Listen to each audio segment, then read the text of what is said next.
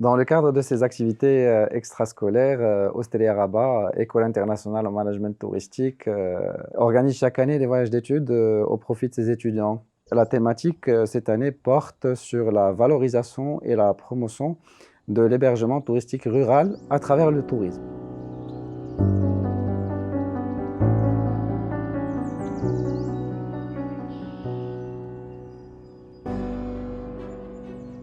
Différents types d'établissements touristiques ruraux, hein. Donc on parle ici des qsor, des qasbas, des gîtes, des auberges. On peut résister et on peut être restauré grâce à l'activité touristique. Et le MBA que nous avons à Hostelia, c'est le MBA en management touristique et événementiel. Donc, il touche aux quatre secteurs, donc que ce soit l'hôtellerie, la restauration, la distribution de voyages, ainsi que l'événementiel.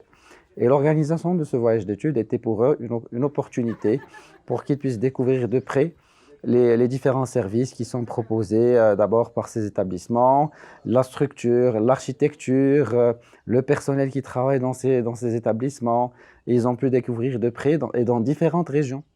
Et l'avantage, c'est que vu qu'on est une école internationale, dans ce voyage d'études participent des étudiants originaires de différents pays.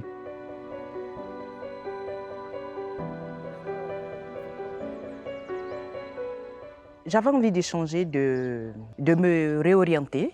Donc, j'avais envie d'avoir des outils pour aborder un futur que j'estime radieux.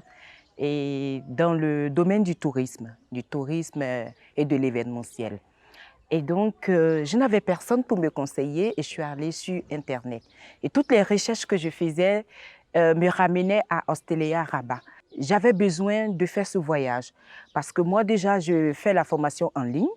Donc, je voulais voir véritablement, donc lier la formation qui est en ligne à, je vais dire, la formation pratique. Il fallait que je vienne pour vivre cette expérience, pour connaître, parce que si je dois conseiller à des gens, il faut que je sache de quoi il s'agit. Donc, voilà pourquoi je suis venue et je me plais. Je veux dire, le court, le long et le moyen terme, ça m'est utile parce que j'ai découvert des choses, parce que j'ai appris. J'ai appris non seulement auprès des personnes que j'ai côtoyées, mais j'ai appris aussi par rapport à tout ce que j'ai découvert dans le périple, dans le voyage. Et donc, je pense que c'est une formation qui va beaucoup me servir.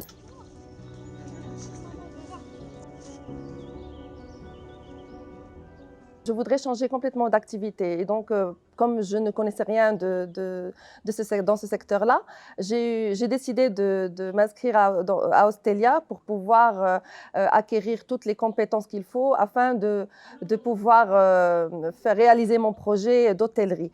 Donc, je voudrais faire un projet d'hébergement. Je ne sais pas encore exactement lequel de type d'hébergement. D'ailleurs, c'est pour cette raison que j'ai pris la décision de participer à ce voyage d'études afin de pouvoir découvrir les différents types d'hébergements ici dans la zone du sud-est du Maroc. C'est une expérience très, très, très spéciale qui m'a permis de découvrir d'abord la zone du sud du Maroc que je ne connaissais pas auparavant, sachant que je suis marocaine. Et donc, ça m'a permis aussi de découvrir les différents types d'hébergements, notamment les maisons d'hôtes, les kasbahs, que je n'avais aucune idée de ce que c'était la kasbah.